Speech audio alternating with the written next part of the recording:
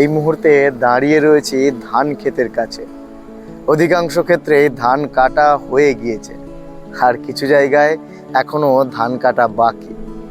চারপাশে একটা সুন্দর প্রাকৃতিক দৃশ্য, কিন্তু এই সৌন্দর্যের মাঝেও একটা বাস্তব সত্য লুকিয়ে আছে।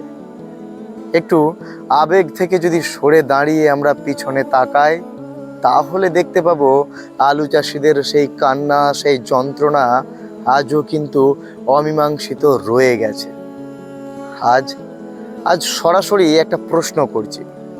আচ্ছা ভাবুন তো, বাইরের কোনো রাজ্য আমার আলু কিনলো না, তাহলে কি আলুর চাহিদা শেষ হয়ে যায়? নিশ্চয়ই না। আলু প্রতিটি ঘরের নিত্য প্রয়োজনীয় জিনিস। তাহলে দীর্ঘ 15 বছরে এই রাজ্যের সরকার কেন বিকল্প ব্যবস্থা গড়ে তুলতে পারলো না? এটা ভেবে দেখতে হবে, প্রশ্ন আমাদের তুলতে হবে। যদি সমাধানের কথা বলতেই হয়, তাহলে খুব সাধারণ, খুব সুন্দর একটি উদাহরণ সামনে আসে। আলু থেকে তৈরি হওয়া যে প্রোডাক্ট, যেমন চিপস, প্রসেস যে ফুডগুলো রয়েছে, এই ধরনের প্রসেসিং যে ইন্ডাস্ট্রি যদি আমাদের রাজ্যে বড় পরিসরে গড়ে উঠত, যদি পর্যাপ্ত কোল্ড স্টোরেজ থাকতো, যদি চাষিদের সঠিকভাবে অগ্রাধিকার দেয়া হতো,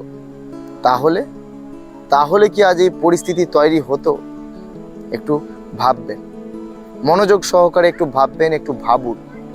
আজ অন্য রাজ্য আলু কিনলো না বলে আমার রাজ্যের চাষিরা লোকসানে পড়বে, এটা কেন হবে?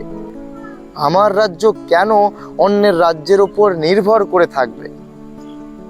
তাহলে কি আমরা একটা সরকারকে এই জন্যই আমরা ভোট দিয়ে নির্বাচন করি যে আমরা সরকার গঠন করব পশ্চিমবাংলায়, আর সেই সরকার অন্য রাজ্যের দিকে থাকবে?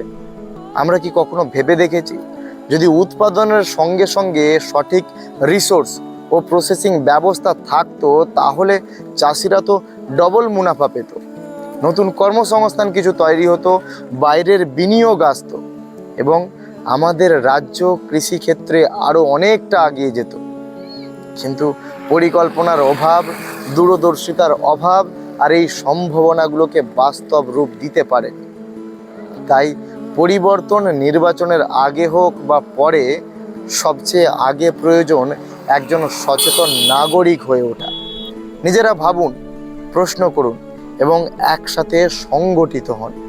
মনে রাখবেন, সংগঠন মানে সন্ত্রাস নয়, সংগঠন মানে নতুন দিগন্তের সূচনা। ভিডিওটি বেশি পরিমাণে, প্রচুর পরিমাণে শেয়ার করুন। এই বিষয়টাকে নিয়ে আরও বিস্তারিত পরবর্তীতে কোনো আলোচনা নিয়ে আসবো। দেখা হচ্ছে পরবর্তী কোনো ভিডিও বা পরবর্তী কোনো প্রতিবেদনে। আজকের জন্য এইটুকুই।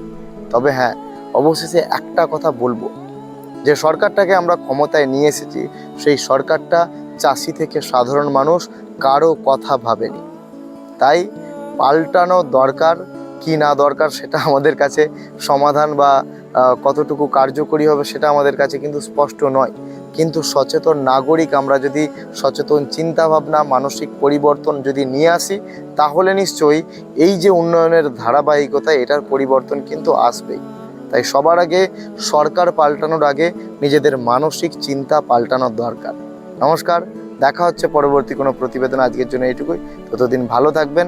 নমস্কার।